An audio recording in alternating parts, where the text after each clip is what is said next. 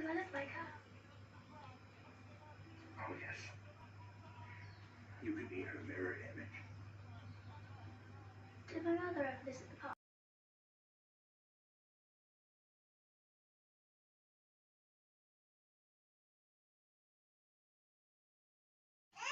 ازيكم عاملين ايه؟ وحشتوني جدا.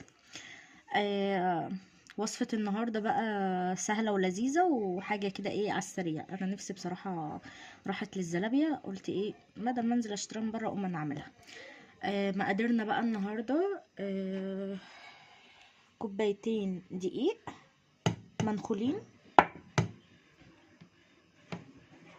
ومعانا هنا معلقة كبيرة خميرة، ومعلقة فانيليا او كيس فانيليا، ومعلقة كبيرة لبن بودر. ممكن تستغنى عنه لو مش حابة، بس هو حلو بيعزز النكهة وبيخلي طعمها حلو. ومعانا هنا رشة ملح، ومعانا هنا معلقتين كبار نشا.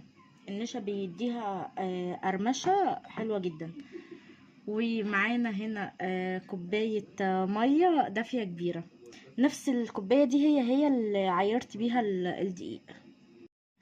بصوا بقى هندخل على الطريقة. هنعمل ايه؟ هنجيب اي حاجة كده، علبة، بولة، تمام، وهنفضي فيها الخميرة،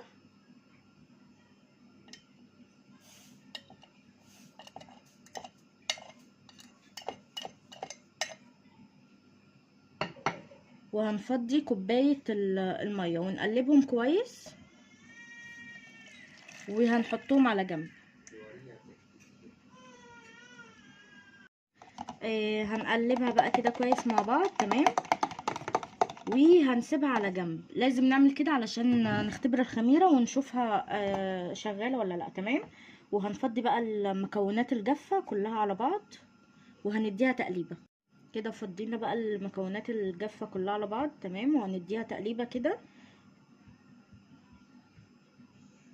وهنركنها على جنب لحد ما نشوف الخميرة.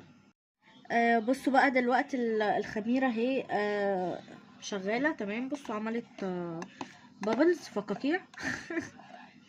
هبتدي بقى احطها على الخليط، تمام، وهقلب وهشوف لو الخليط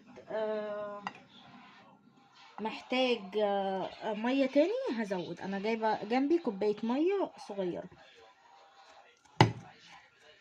المفروض القوام بتاعه يكون عامل زي قوام الكيك بالظبط، يعني ولا تقيل ولا خفيف. ما ينفعش يبقى تقيل، علشان خاطر لو تقيل، لو القوام بتاع خليط الزلابيه تقيل هتعجن معاكي وانت بتقليها. ولو قوامها خفيف هتنزل في الزيت، هتعمل اشكال مش هتبقى مكوره خالص. هنقلب دلوقتي وهوريكم قوامها. بصوا بقى يا بنات، ده القوام بتاعها. قوامها عامل زي يعني شبه قوام الكيك كده، تمام. هغطيها وهسيبها تخمر لمدة ربع ساعة او نص ساعة، مش اكتر من كده. بصوا بقى الخليط خمر ازاي، بصوا، تمام. هنعمل بقى ايه؟ لازم ان انت تخرجي كل الهواء اللي جوه الخليط، تمام، عشان خاطر الزلابيه ما تفرقعش منك في الزيت. فهنخرج الهواء كله، وهتشتغلي يا بمعلقه يا بكيس حلواني يا بكيس تلاجة. انا هشتغل بكيس حلواني، تمام. وقف وقف وقف يا بنات، لازم الزيت يبقى دافي، تمام، ويبقى غزير، ويبقى معاكي مقص، وهتنزلي وتقطعي على قد بقى ايه الحجم اللي انت عايزاه.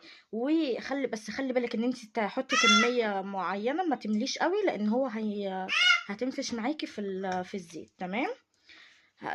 هخلص الخليط وارجع لكم تاني.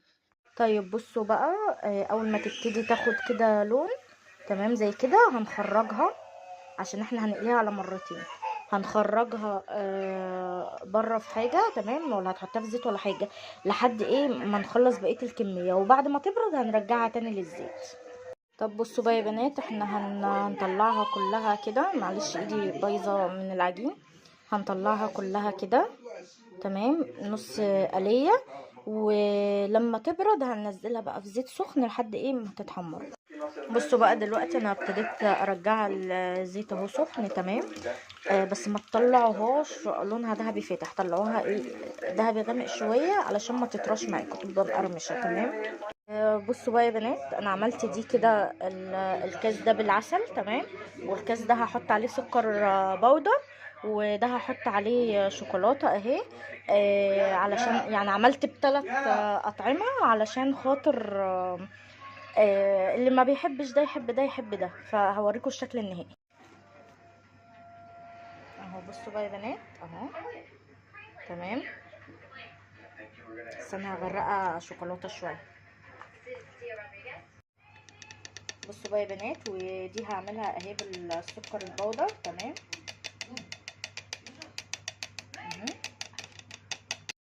بصوا بقى ده الشكل النهائي اهو بتاع الكاسات بتاعنا. ده السكر البودر، ودي العسل، ودي اللي بالشوكولاته. ويا رب بقى وصفه النهارده تكون عجبتكم. ما تنسونيش في اللايك والشير والسبسكرايب والكومنت، واستنوني في وصفه تانية. توحشوني. باي باي. Do I look like her? Oh, yes. You could be her mirror image. Did my mother ever visit the park?